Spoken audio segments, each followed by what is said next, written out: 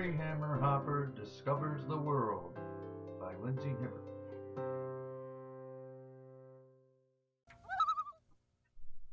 Henry Hammerhopper lived with his grandpa in a small fishing village where Hopper Falls empties into Hopper Bay.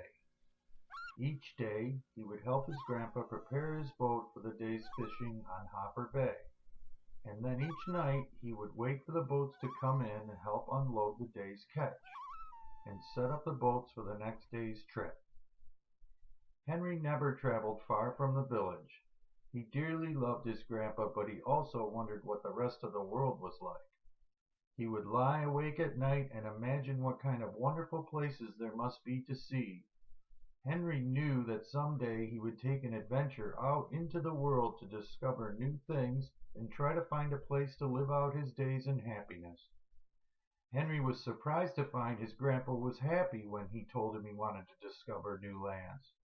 His grandpa was glad that Henry wanted to search for his place in the world. He would be sad to see Henry go, but he knew that this was something that all people must do. Henry and his grandfather lived in the hills outside Hopper. Years ago, the people of Hopper discovered the use of glowworms to light up the dark. It was so long ago, not many people knew how they first found the glowworms. But everyone knew where there's one glowworm, soon there will be two. Glowworms make more glowworms. The day Henry decided to go off on his adventure, his grandfather packed a special bag full of all sorts of things he would need. He gave him water, some smoked fish, and some glowworms. He then gave Henry a very special gift to take with him. He gave Henry a golden turtle. He told Henry that should he ever become unsure of which way to go, the turtle would always show him the right way.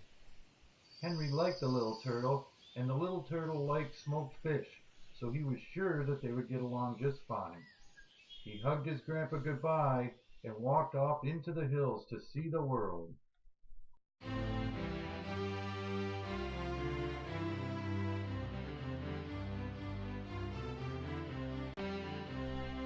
Henry first crossed the hills of Jericho, where the shepherds from Upperville would run the giant snails across the grassy hills. They would not actually run, because snails are very slow, and it would take all day to get them from one hillside to the next. Henry always loved to see the old shepherd, and he loved the giant snails, but he knew this was not something he would like to do every day. And besides, he had many things to see, and his adventure had just begun.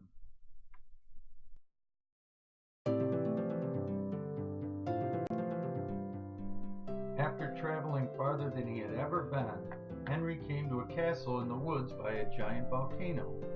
To Henry, the castle looked magical, and he hoped he might be happy staying there. The place was beautiful, and the whole area smelled like cherries. When he walked in, Henry met three brothers named Nick, Sven, and Olaf. They were the friendliest people Henry had ever met, and they were very happy. They invited Henry to stay with them and live in the castle. Henry thought this was very kind of the three brothers, although Henry had a hard time remembering which one was which. Henry stayed, and they gave him a place to sleep and a job. It turns out that everyone in the castle had only one job, and that was to make pies. Not just any pies, but cherry pies. The entire castle was built to make cherry pies one after another, and everyone did nothing but that. The king of the castle was very large and very rich.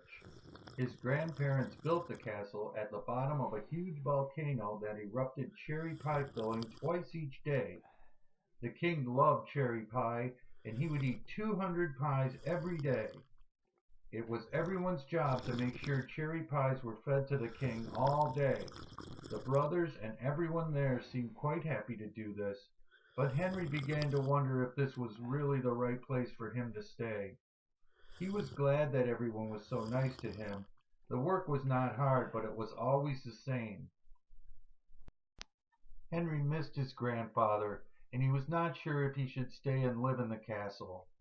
Henry felt like there must be something else he was meant to do. Then he remembered the turtle his grandfather gave him before he left. Henry set the turtle down outside the castle gate. To Henry's surprise, the turtle started to walk down the path away from the castle. This told Henry that it was time for him to move on to another place to find what he was looking for. Henry liked the castle and the people he met, but it did not seem like home, and so he said goodbye to his new friends and continued walking down the path.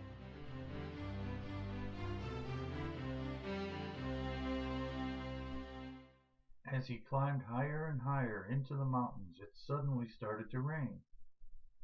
But this was not like any rain Henry had ever seen. It was raining ice cream cones of all flavors. Henry loved ice cream, and at first he thought this was a wonderful thing.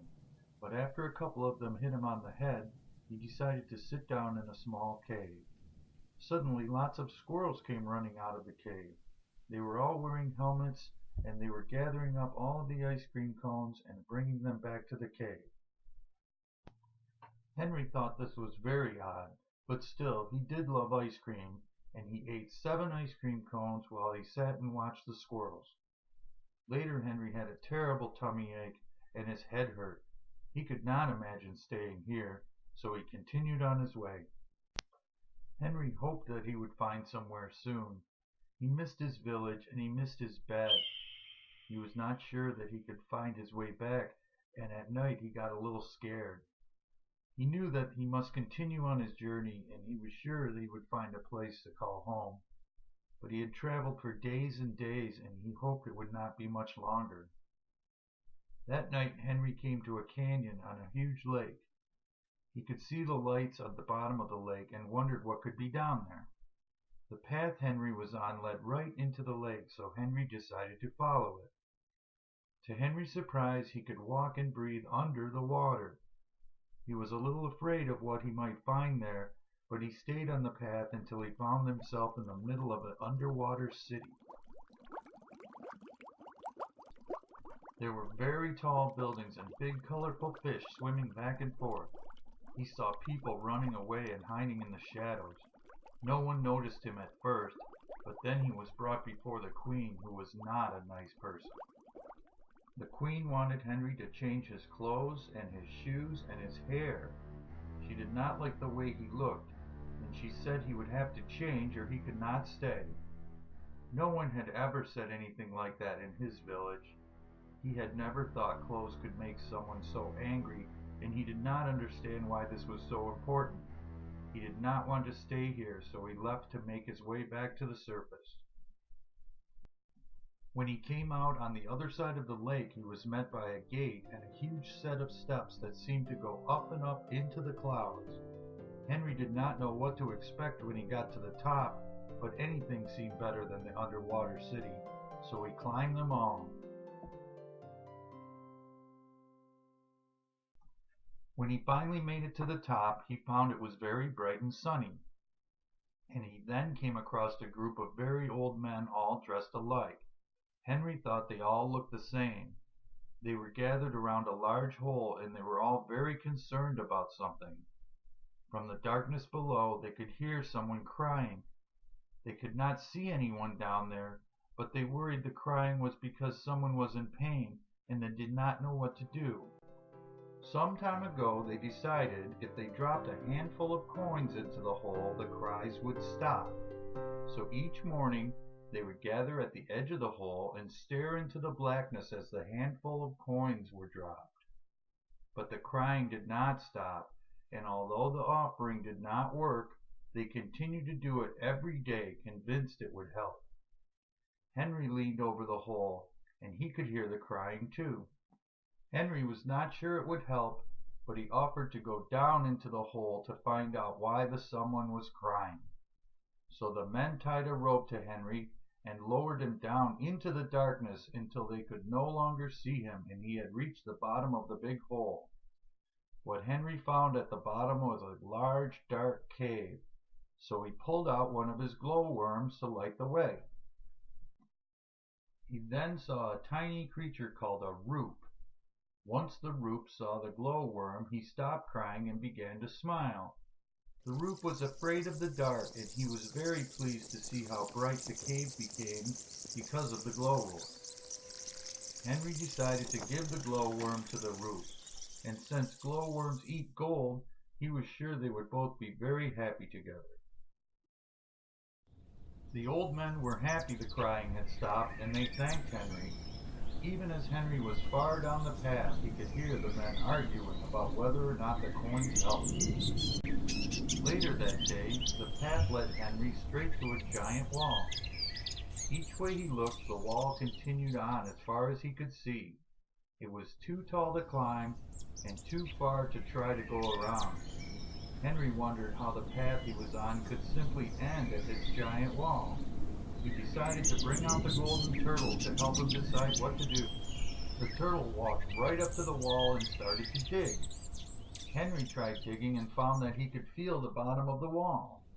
He then knew that the way he could get past this wall was to dig under it. Henry thought about how high the wall was. He was thinking he might try to go around it. He even thought about turning around and going back home. It was funny to think the best way to get around this wall was right in front of him all the time.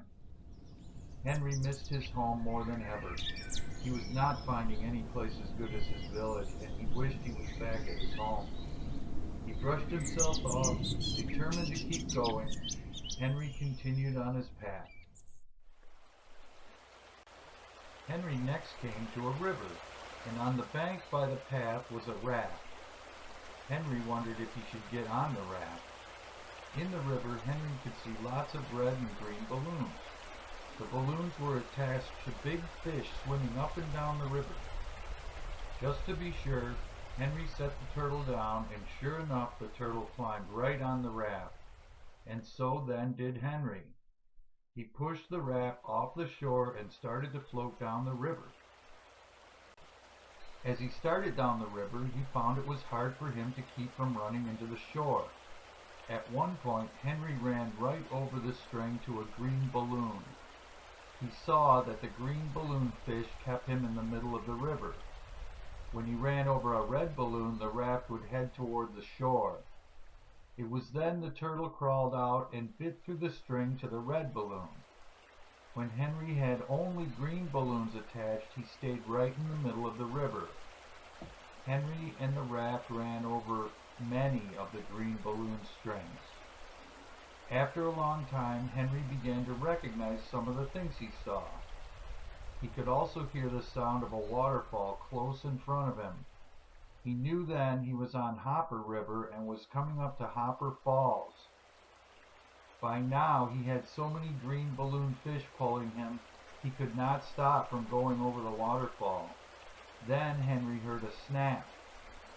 One of the green balloon fish had broken the string and swam away, leaving the string attached. Then Henry heard another snap, and then another. All of the fish had snapped their strings, and Henry held on tight because the raft was about to go over the waterfall. Although the balloons were never enough to lift the raft, they were enough to allow Henry to gently float down to the water at the bottom of the waterfall. Henry was at the bottom of Hopper Falls, which empties into Hopper Bay. Henry was back at his home. All that Henry had traveled through had brought him back to where he had started from, and he was very happy to see his village again. Now Henry understood that there are many different people and ways to live. Some may choose to make pies for someone else to eat. Some live scared of what others think of them. Some spend all their time trying to fix others' problems without really doing anything about it.